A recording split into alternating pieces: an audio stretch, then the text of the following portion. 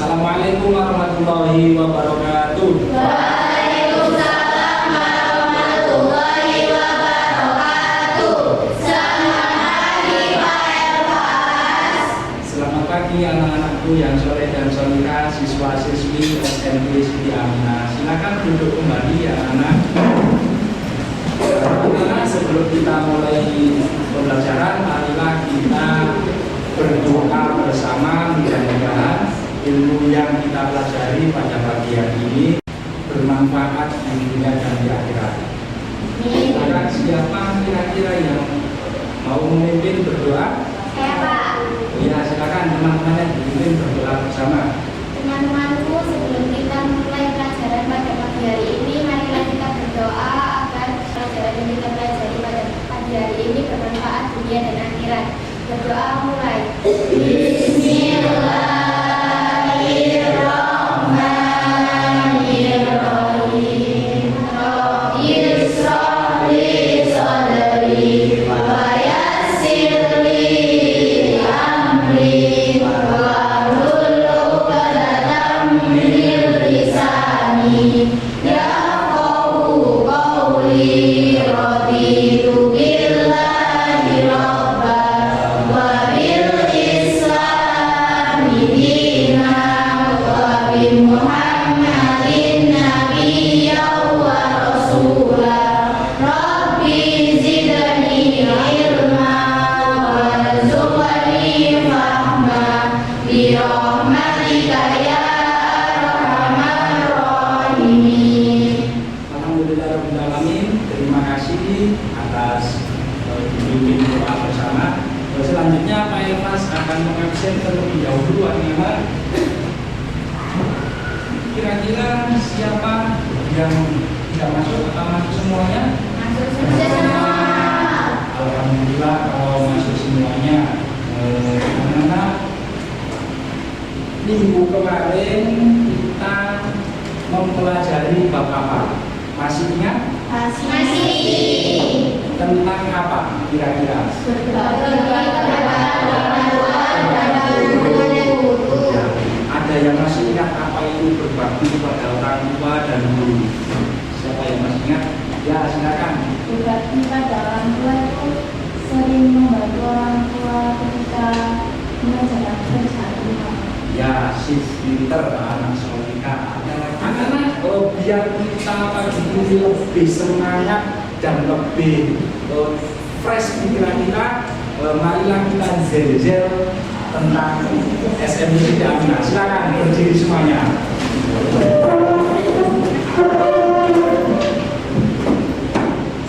Nanti Pak Elfas kalau menyebutkan SMP Siti Aminah, anak-anak yang menjawab. Oke? Seperti biasanya. SMP Siti Aminah Berprestasi. Oke.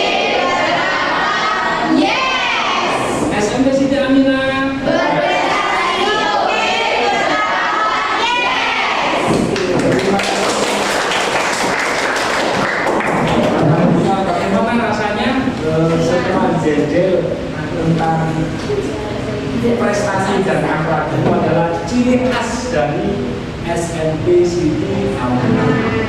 Anak-anak, untuk materi pada pagi hari ini adalah di kompetensi dasar 37, tata krama, sopan santun dan rasa malu. Tujuan pembelajaran anak-anak bisa memahami tentang makna tata krama, sopan santun dan rasa malu. Yang kedua, anak-anak bisa memberi contoh tentang perilaku tata krama, sopan santun dan rasa malu dengan baik. Tata krama, ada yang tahu tata krama itu apa? Tata krama itu, tata krama itu sopan santun hampir sama. Jadi bagaimana kita tata krama, sopan santun dalam berpakaian, sopan santun dalam pergaulan, sopan santun dengan orang tua, tata krama dengan bapak ibu guru. Ini bagaimana penerapannya? Ya, kita kalau bertemu dengan orang yang lebih tua, bertemu dengan bapak ibu guru, kita saling. Anak-anak kalian buka pelajaran PKI.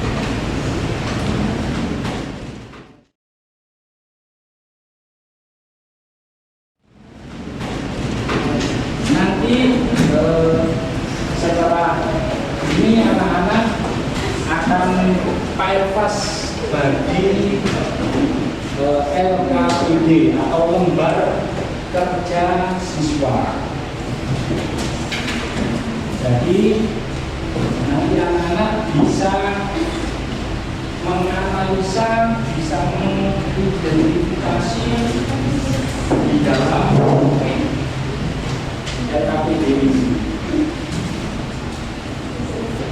Nanti dipelajari, dilihat, dibaca dengan kelompoknya masing-masing.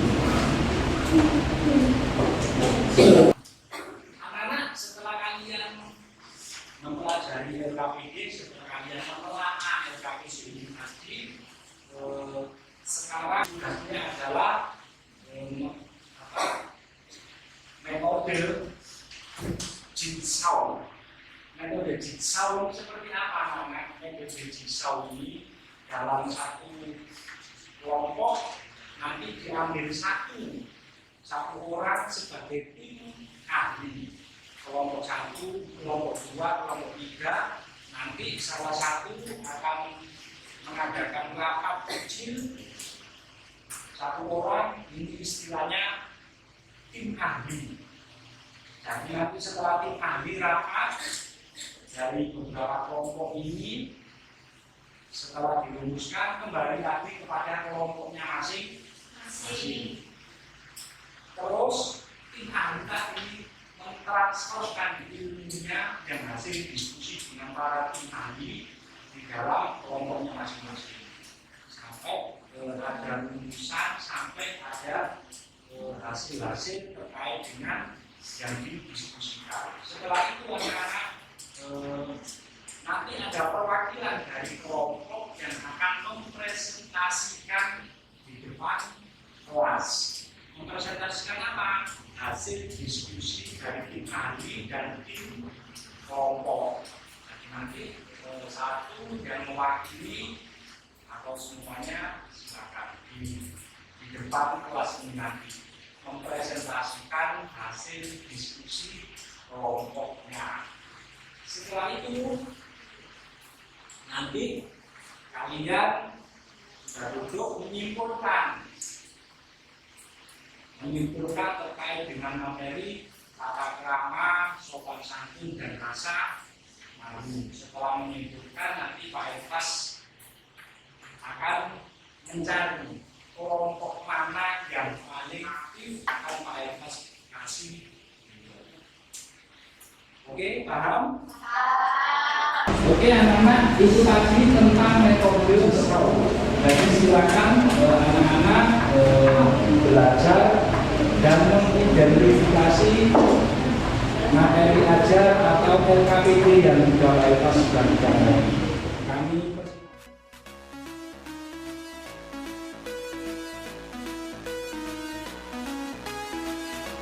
silakan.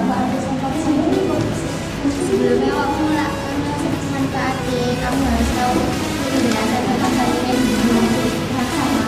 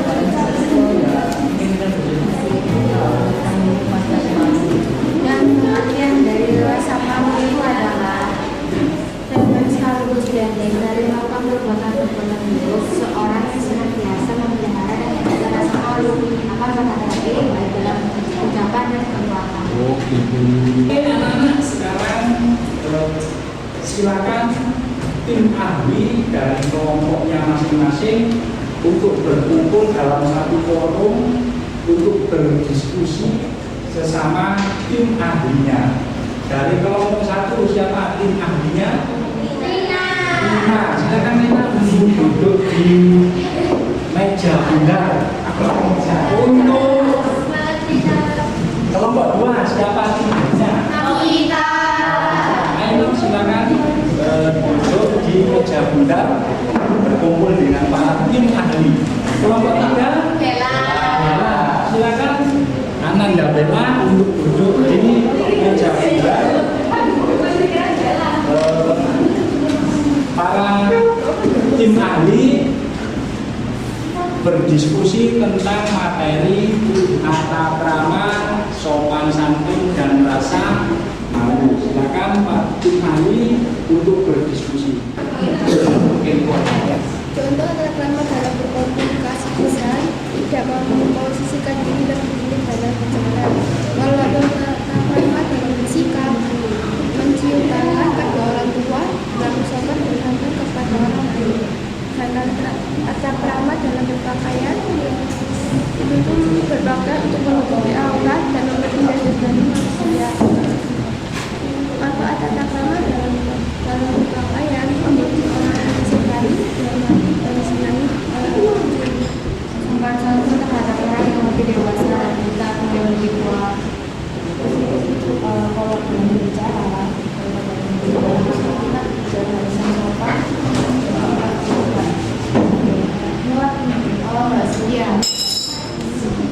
Terima kasih para tim ahli.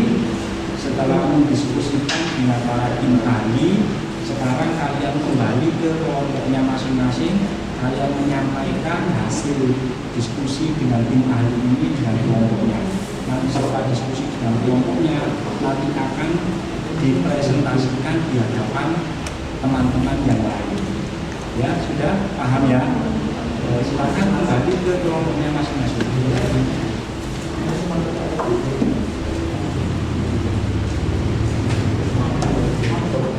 Saya ingin memberitahu apa yang saya diskusikan dari situ. Yang pertama adalah tata krama. Tata krama itu adalah perbuatan atau perilaku kita. Manfaat dari tata krama adalah membuat orang supaya kita itu dihargai. Dan saya tidak mau ya sopan santun. Tidak. Aku tadi harus sama diskusi sama para ahli yang lain. Ini ada sedikit kesimpulan dari aku, pandanganku tentang tata krama sama rasa malu. Tata krama itu persis seperti sopan santun. Dia apa ya? Sama persis lah. Beda tipis. Kayak tata krama dalam berpakaian, tata krama dalam berbicara. Dari hasil diskusi nanti saya mendapatkan pengertian dari sopan santun. Sopan santun sifat seseorang yang melindungi diri, yang menghargai, menghormati, berakhlak mulia dan juga menghargai.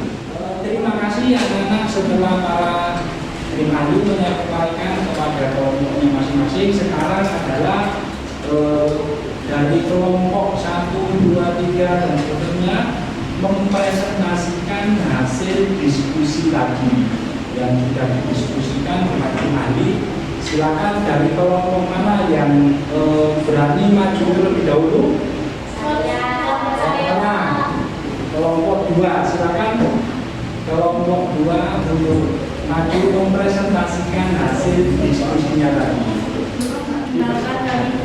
Penerapan kami dari kelompok 2, saya Nabila, Maja, saya Novita, saya Anissa.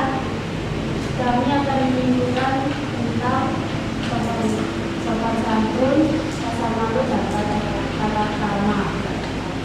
Saya akan menjelaskan sopan santun. Sopan santun adalah istilah dari bahasa Jawa yang diartikan sikap yang menjunjung tinggi nilai menghargai, menghormati, dan berakhlak mulia. Sopan santun juga bisa dianggap norma yang tidak tertulis mengatur sebagaimana seharusnya seseorang bersikap atau berperilaku. Sopan santun itu ada bermacam-macam. Ada sopan santun ketika berbicara, sopan santun ketika makan, bertamu, berkenalan juga sebagai peserta didik, sebagai guru, maupun sebagai orang yang berjuang. Saya sedikit menunjukkan cara sopan santun dalam berbicara.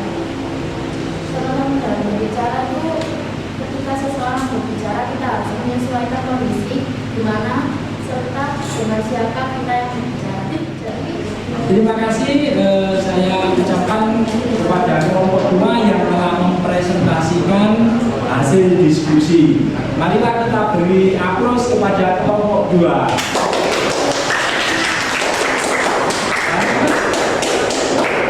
Selanjutnya sekarang dari kelompok mana? Kelompok 1. Silakan untuk kelompok 1 mempresentasikan hasil diskusinya di depan teman-temannya. Assalamualaikum warahmatullahi wabarakatuh. Waalaikumsalam warahmatullahi wabarakatuh. Kami dari kelompok 1 akan mempresentasikan hasil diskusi kami, yaitu rasa malu dan sopan santun. Ya. Rasa malu adalah menahan diri dari melakukan sesuatu dengan alasan takut akan celaan dari orang lain. Keutamaan dan manfaat rasa malu: 1. Mencegah dari perbuatan tercela. 2. Mendorong perbuatan kebajikan. 3. Mengantar seseorang menuju jalan yang diridhoi Allah. Sekian presentasi dari kami. Wassalamualaikum warahmatullahi wabarakatuh.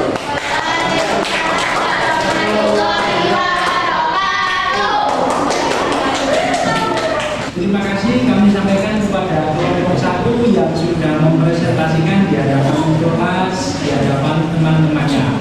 Kita beri aplaus kepada kelompok 1.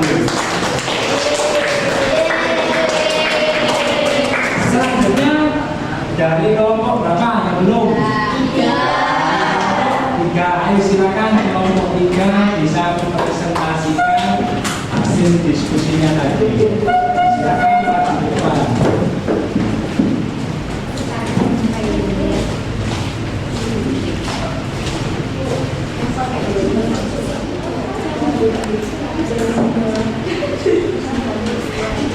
Assalamualaikum warahmatullahi wabarakatuh. Waalaikumsalam warahmatullahi wabarakatuh. Kami dari kelompok 3 akan menyimpulkan tentang tata krama dan sopan santun. Sopan santun adalah istilah dari bahasa Jawa yang diartikan sebagai sikap seorang yang dinilai menghargai, menghormati, berakhlak mulia dan juga menghargai. Sopan santun bisa dianggap sebagai norma tidak tertulis yang mengatur bagaimana seharusnya soal bersikap yang berlaku. Jika dilihat secara etimologis, sopan santun berasal dari 2 kata, yaitu sopan dan santun yang digabungkan menjadi satu sindrom. Dalam KBBI, sopan santun diartikan sebagai sopan yang minuman dari tak lazim, tapi berdasarkan budi pekerti yang baik atau bisa dijadikan sebagai term kognitif. Alhamdulillah, terima kasih anak-anak sudah mempresentasikan hasil diskusinya semuanya tadi. Alhamdulillah. Sekarang kira-kira dari hasil diskusi tadi dari kelompok 1, kelompok 2, kelompok 3, siapa yang berani menyimpulkan secara utuh materi tata krama, sopan santun dan rasa malu? Siapa yang berani? Ya, silakan menyampaikan kesimpulannya.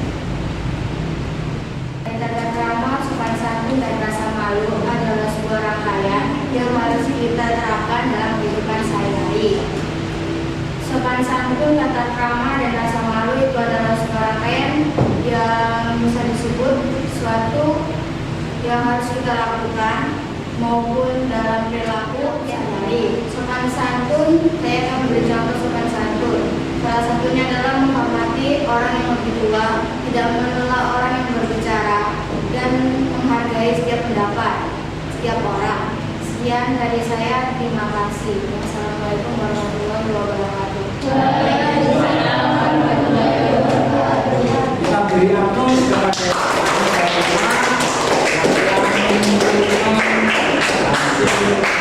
diskusi tadi. Alhamdulillah anak-anak jadi terkait dengan tata krama, sopan santun dan rasa malu itu memang harus kita pegang erat-erat. Kita harus menghormati orang yang lebih tua, kita harus mempunyai rasa sopan santun, katanya orang Jawa punya unggaulu kepada orang yang lebih tua. Karena sopan santun dan tata krama ini adalah ajaran agama dan yang telah diajarkan oleh para wali songo, para leluhur kita terkait dengan tata krama maupun sopan santun di dalam berpakaian, di dalam pergaulan, dalam kehidupan sehari-hari. Dan kita harus mempunyai rasa malu. Malu dalam hal apa? Ketika kita melanggar atau melanggar norma, kita harus mempunyai rasa malu. Kita tidak punya sopan santun, maka kita harus malu. Kita tidak punya tata krama, maka kita harus malu kepada diri kita sendiri. Jadi seperti itu anak-anak. Anak-anak, kira-kira setelah diskusi dan kesimpulan tadi dari kelompok yang paling bagus performnya, nanti akan Pak Elvas kasih reward. Kira-kira di antara teman tadi kelompok mana yang layak kita kasih reward?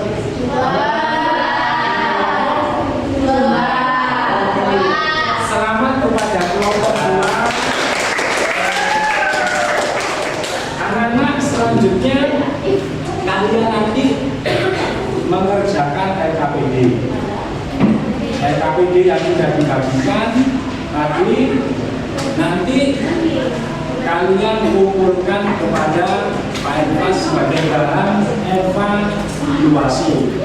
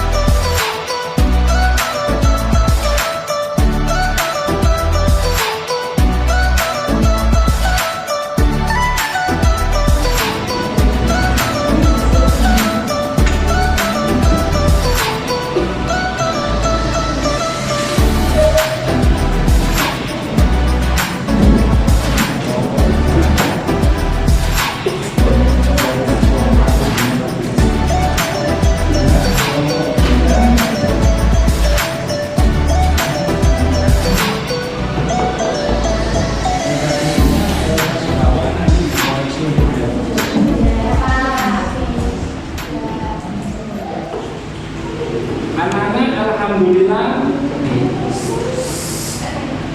pertemuan pada hari ini terkait dengan materi tata krama, sopan santun dan rasa malu sudah selesai, sehingga pada semester 1 ini ditutup dengan materi tersebut. Selanjutnya nanti anak-anak akan mempersiapkan masuk pada semester 2. Jadi di semester 2 nanti anak-anak bisa menyiapkan lebih intens, lebih banyak materi yang kalian pelajari. Dari sini Pak Elvas mengucapkan terima kasih dan mohon maaf. Mudah-mudahan ilmu yang kita pelajari bermanfaat di dunia dan di akhirat. Akhirul kalam, ihdinas siratal mustaqim.